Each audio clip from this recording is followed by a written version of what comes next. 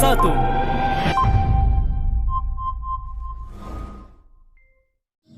Assalamualaikum warahmatullahi wabarakatuh. Hai Sobat Sejarah semua, perkenalkan nama saya Anna Maharani Lubis. Saya merupakan mahasiswi semester 6 Prodi Sejarah Peradaban Islam Fakultas Ilmu Sosial UIN Sumatera Utara.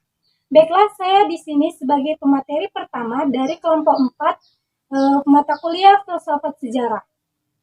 Di video kali ini saya akan mengulas tentang filsafat sejarah kritik meliputi eksplanasi, metodologi, dan historiografi. Tugas pokok kajian filsafat sejarah kritis adalah melakukan kritik secara mendalam bagi para sejarawan. Pertanyaan-pertanyaan filosofisnya lebih mengarah pada bagaimana melakukan pembentukan profesional sejarawan yang bertugas sebagai ilmuwan yang berkontribusi pada perkembangan ilmu pengetahuan. Menjadi sejarawan yang baik harus memahami metodologi, memposisikan sumber-sumber sejarah secara tepat, serta bagaimana cara menuliskannya dengan baik. Menjadi sejarawan yang baik harus pula mengetahui dan mempelajari berbagai macam karya-karya sejarah, mengerti etika dan estetika dalam menuliskan sejarah. Semua sejarawan harus mengerti bagaimana karya sejarah bisa disuguhkan dan menunjukkan kelayakannya sebagai temuan ilmu pengetahuan. Sehingga secara etik, seorang sejarawan memiliki daya nalar yang baik dalam merekonstruksi berbagai realitas masa lalu. Begitu pula, ia harus mampu memiliki kemampuan dalam melakukan kritik terhadap berbagai karya-karya historiografi.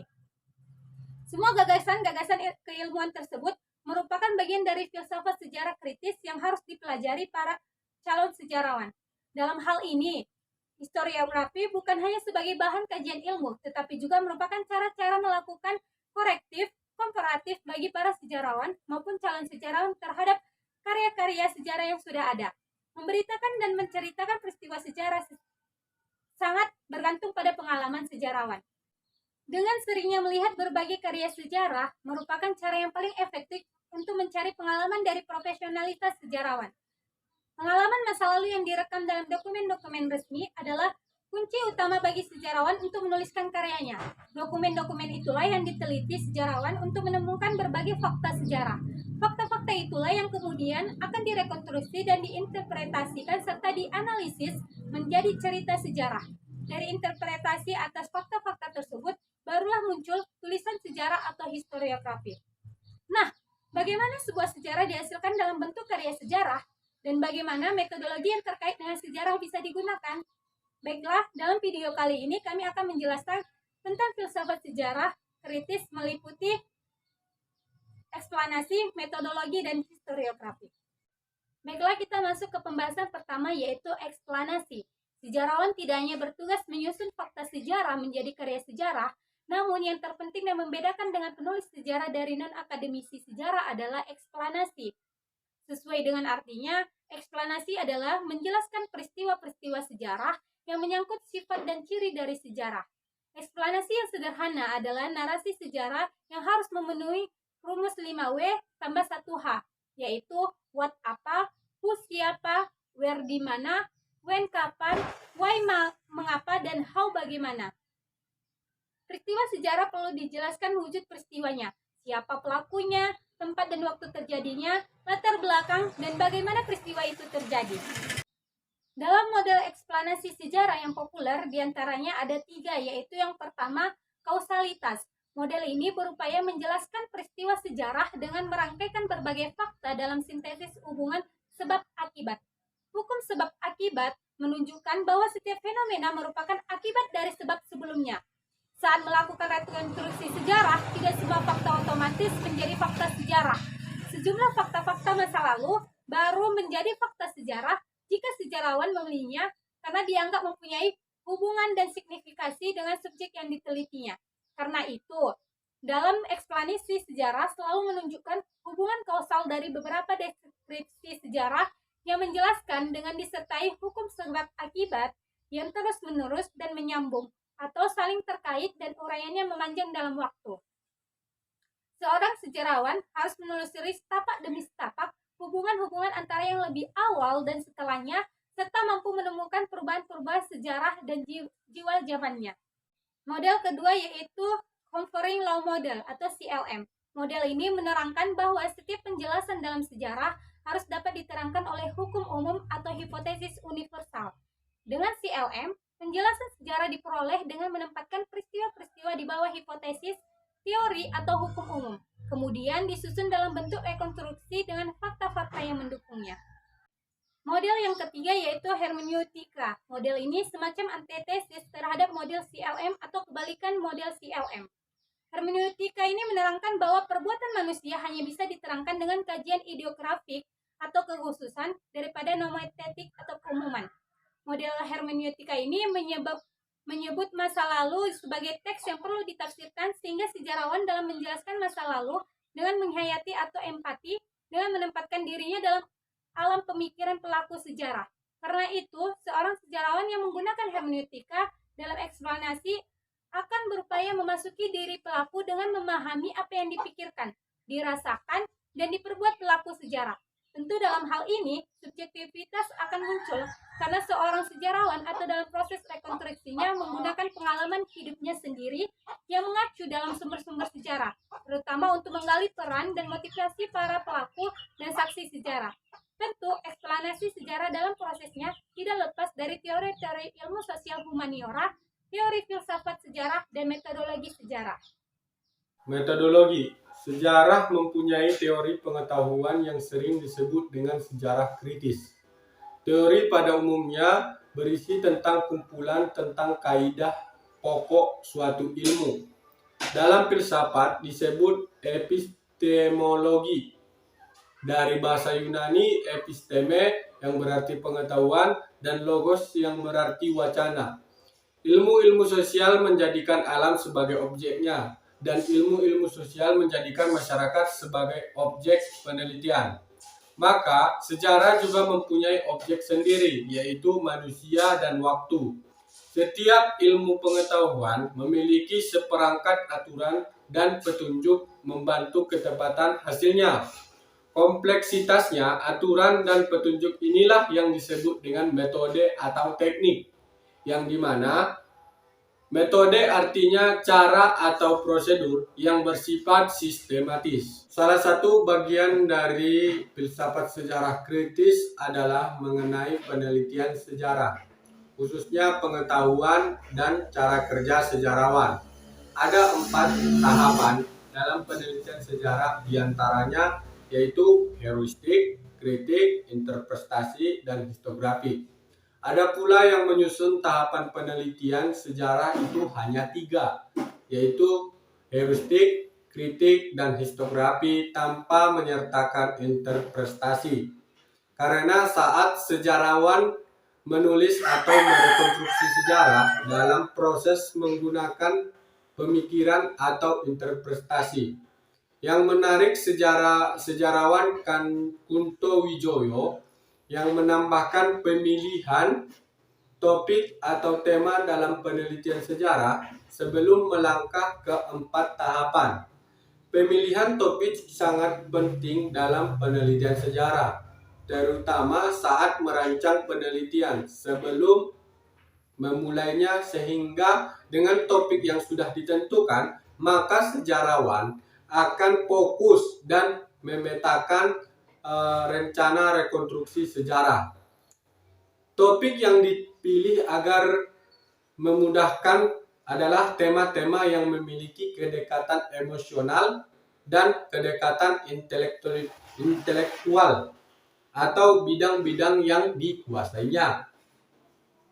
Misalnya sejarawan yang aktif dalam organisasi keagamaan bisa memilih topik keagamaan, sehingga ia memiliki kedalaman merekonstruksi dalam dan memudah mengenali sumber-sumber atau data yang digunakan dalam tahap histografi.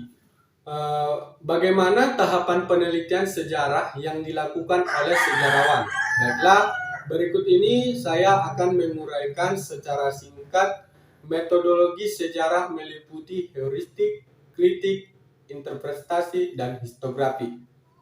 Yaitu yang pertama heuristik. Sesuai dengan asal kata dari bahasa Yunani yaitu heuroskein yang bermakna mencari dan menemukan sumber-sumber sejarah.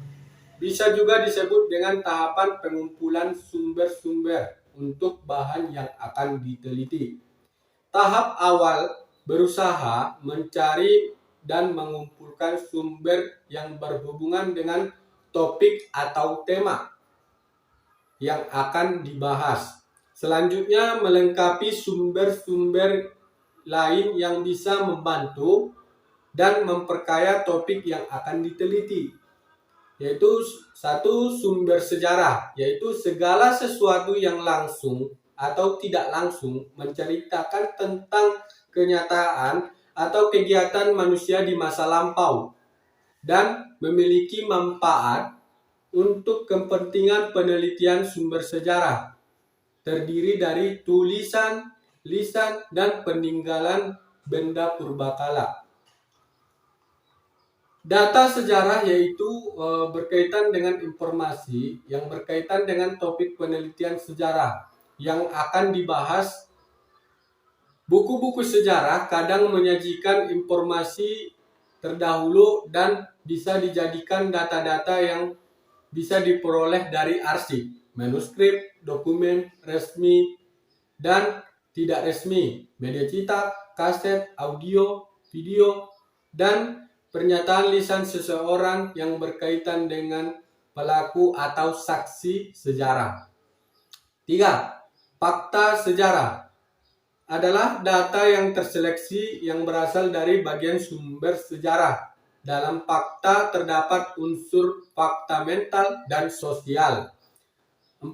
Sumber primer, yaitu sumber yang termasuk dalam sumber primer adalah saksi sejarah yang mengalami peristiwa, dokumen-dokumen, dokumen buku-buku, dan lainnya yang menjadi sumber utama. 5. Sumber sekunder adalah kesaksian dari orang yang bukan dari pelaku sejarah atau yang tidak hadir dalam peristiwa sejarah. Ya, kita lanjutkan yaitu kritik. Kritik ini merupakan langkah lanjutan dari heuristik. Setelah sumber dikumpulkan, maka perlu diuji dengan kritik, sehingga benar-benar layak dijadikan bahan rekonstruksi. Sumber berupa data sejarah yang telah mengalami kritik disebut dengan fakta sejarah. Untuk sampai pada fakta perlu kritik internal dan eksternal. Setelah lolos, maka data menjadikan fakta sejarah dan dilanjutkan dengan tahapan interpretasi. Yang ketiga yaitu interpretasi. Tahapan ini merupakan lanjutan dari kritik atau verifikasi. Bentuk interpretasi terbagi dalam dua, yaitu analisis dan sintesis. Analisis berarti interpretasi yang dilakukan, menguraikan, dan mencari penjelasan dengan bantuan ilmu-ilmu sosial untuk peristiwa sejarah dan menggunakan hermeneutika untuk yang bersifat biografis serta karya sejarah. 2. Adapun interpretasi sintesis berarti menyatukan seluruh fakta sejarah disatukan dalam interpretasi. Dalam teori-teori yang digunakan saat menguraikan sejarah dalam proses historiografi dengan teori yang dipilih atau sesuai dengan bidang kajian dan topik yang dipilih, maka fakta-fakta sejarah yang disusun dalam interpretasi yang menyeluruh. Ada beberapa jenis interpretasi biasanya dilakukan oleh sejarawan, yaitu pertama interpretasi verbal, berkaitan dengan bahasa, kosakata, tata bahasa, konteks, dan terjemahan. Yang kedua, interpretasi teknis, berkaitan dengan tujuan penyusunan dokumen dan bentuk tulisan persisnya. Yang ketiga, interpretasi logis, yang didasarkan dengan cara berpikir yang benar, sehingga interpretasi atas fakta sejarah secara keseluruhan berisi gagasan yang logis. Yang keempat yaitu interpretasi psikologis, Interpretasi ini berkaitan dengan pembuatan dokumen, pelaku, dan tokoh dalam sebuah peristiwa sejarah. Misalnya, Hitler membunuh kaum Yahudi. Ternyata dia mempunyai pengalaman buruk dengan orang Yahudi yang menyiksa ibunya. Kemudian ketika berkuasa, Hitler melihat kaum Yahudi sehingga memperlakukannya sama seperti orang tuanya yang diperlakukan oleh orang Yahudi. Meski di permukaan yang tanpa alasan politik, tetapi unsur kebencian menggerakkan untuk melakukan tindak dehumanis. Yang kelima yaitu interpretasi faktual, tidak didasarkan atas kata-kata, tetapi tahap fakta dengan membiarkan bicara sendiri. Yaitu kita masuk ke pembahasan yang terakhir, yaitu histografi. Setelah menemukan interpretasi dari fakta sejarah, maka berlanjut dengan penulisan tahap akhir dari penelitian sejarah. Setelah fakta-fakta dan temuan sejarah ditafsirkan, maka dilanjutkan dengan menyusun laporan sejarah yang disebut dengan tahapan histografi, yang menggambarkan kejadian sebagai proses dan lengkap dengan fakta sejarah. Dan deskriptif analitis atau penulisan narasi yang menerangkan kualitas atau mengungkap struktur-struktur sosial. Sejarawan dalam tahapan histografi dituntut untuk menyajikan narasi sejarah dengan sentuhan seni, sebab karya sejarah merupakan bentuk nyata laporan atau hasil penelitian yang tentunya harus diketahui masyarakat untuk mendapatkan inspirasi atau hikmah. Penyajian sejarah yang kering atau yang tidak menggunakan imajinasi akan membuat karya sejarah tidak hidup dalam ceritanya, sehingga tidak menyentuh masyarakat pembaca. Maka dalam bekerja atau menyajikan sejarah, sejarawan harus membayangkan apa yang sebelumnya terjadi, apa yang sedang terjadi, dan apa yang akan terjadi sesudah itu. Tentunya sejarawan harus mampu membayangkan, menghadirkan suasana masa lalu dan peristiwa sejarah dengan sebenar-benarnya yang terjadi di masa lalu. Tentu tidak diingkari dalam proses riset sejarah dengan pendekatan histografis ini mengandung subjektivitas karena disandarkan pada interpretasi sang peneliti, meski menggunakan teori sebagai penunjang bangunan sejarahnya. Historiografi filsafat. Istilah sejarah filsafat sering digunakan dalam dua pengertian yang berbeda. Dalam hal ini mengacu pada peristiwa sejarah masa lalu dan untuk rekening peristiwa tersebut. Sejarah filsafat Yunani kuno dapat diambil untuk menunjukkan pandangan yang dihibur oleh para filsuf Yunani, tetapi juga catatan yang diberikan sejarawan kemudian tentang peristiwa tersebut. Nah, posisi yang diambil Aristoteles dalam metafisikanya adalah bagian dari yang pertama dan bukan bagian dari yang kedua. Sedangkan yang diadopsi oleh Joseph dalam The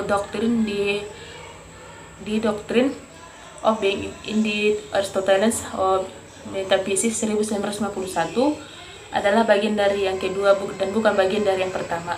Istilah historiografi filsafat juga dapat diartikan dengan dua pengertian menurut satu ini, mengacu pada catatan peristiwa masa lalu, dan karenanya dapat dipertukarkan dengan sejarah ketika istilah ini digunakan dalam pengertian kedua yang disebutkan di atas. Akan tetapi, historiografi filsafat juga dapat digunakan untuk mengartikan disiplin yang mempelajari dan menetapkan prosedur-prosedur yang harus diikuti dalam pandangan-pandangan dan filsuf masa lalu. Pernyataan Aquinas apapun yang digerakkan oleh yang lain adalah bagian dari sejarah, dan historiografi filsafat dalam pengertian peristiwa yang disebutkan. Akan tetapi klaim pemahaman yang tepat tentang pandangan Aquinas bahwa apapun yang akan digerakkan oleh yang lain disajikan dalam Summa Theologiae mengharuskan kita melihat apa yang dia katakan tentang gerakan di tempat lain dalam tulisannya adalah bagian dari historiografi ketika ini. Ketika ini dipahami sebagai suatu disiplin. 6 dari masalah ini telah menjadi fokus dari sebagian diskusi. Jenis klaim apa yang berhak dibuat oleh sejarawan filsafat? Apa hubungan antara filsafat dan studi sejarahnya? Apa nilai kajian sejarah filsafat bagi filsafat? Apa peran teks dalam studi sejarah filsafat? Pendekatan apa yang harus digunakan sejarawan filsafat? Dan genre utama apa yang digunakan sejarawan?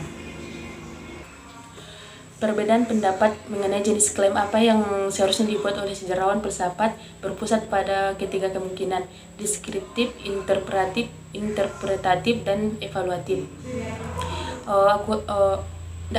Klaim deskriptif terdiri dari proposisi yang secara akurat menyajikan apa yang dikatakan atau dipikirkan oleh filsuf tertentu atau menceritakan pandangan kontemporer dan kemudian tentang posisi para filsuf yang diteliti. Mungkin setiap peristiwa sejarah adalah unik dan tidak dapat direproduksi baik dalam kenyataan maupun pikiran. Oleh karena itu, upaya untuk menggambarkan dan memahami masa lalu sebagaimana adanya, terlepas dari sebagaimana tampaknya hingga saat ini, pasti akan gagal tugas sejarawan adalah menyajikan masa lalu seperti yang terlihat bagi mereka saat ini. Historiografi dalam filsafat sejarah kritis. Kajian historiografi secara umum merupakan bagian dari kajian filsafat sejarah kritis karena sejarah faktual. Kajian historiografi dilakukan secara kritis terhadap berbagai karya-karya sejarah. Bagaimana kita mengamati, membandingkan, mengkritik tentang istiqomah, rekonstruksi, materi dan metodologinya. Bahkan secara langsung akan menemukan nilai-nilai filosofis dari makna masing-masing karya sejarah tersebut.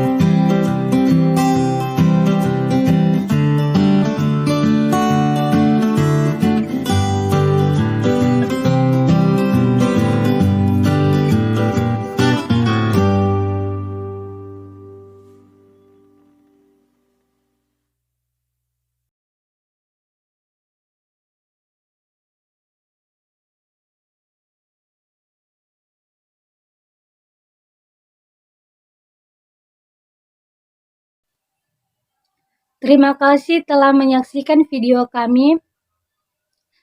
yang mengulas tentang filsafat sejarah kritis yang meliputi eksplanasi, metodologi, dan historiografi. Semoga video kali ini dapat menambah wawasan kita. Dan jangan lupa untuk subscribe, comment, and like channel ini. Saya Anna Maharani, perwakilan dari kelompok 4, pamit undur diri. Wassalamualaikum warahmatullahi wabarakatuh.